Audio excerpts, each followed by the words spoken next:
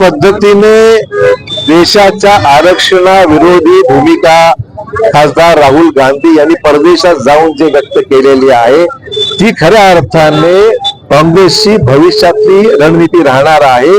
देशामध्ये एक भाषा वापरायची, आरक्षणाचा मुद्दा हा देशामध्ये उचलायचा, लोकसभेच्या निवडणुकीच्या वेळेस 400 जागा भाजपला आरक्षण रद्द करण्याकरता हव्यात अशा प्रकारची वल्गना करून देशाच्या मागासवर्गीय गरीब लोकांची मतं घ्यायची आणि परदेशात जाऊन मात्र वक्तव्य वेगळं करून त्या ठिकाणी वक्तव्य असं करायचं की देशामध्ये आगामी काळामध्ये आम्ही आरक्षण रद्द करू अशा प्रकारचं वक्तव्य करायचं।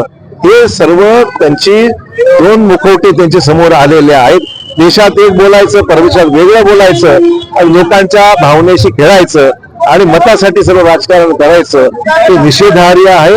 आणि म्हणून भाजपच्या वतीने आम्ही सर्व सहकारी या ठिकाणी एकत्र आलेलो आहोत, त्यांच्या या वक्तव्याचा निषेध करतो आणि आगामी काळामध्ये काँग्रेसची जी काही मुखवटा जो डुप्लिकेट मुखवटा आहे तिथे वेगळं इथे वेगळं भविष्यातली रणनीती स्पष्ट झालेली आहे आणि त्यामुळे देशाचं संविधानाचं रक्षण केलं पाहिजे, संविधानाने दिलेलं आरक्षण टिकलं पाहिजे हीच आमची भूमिका आहे।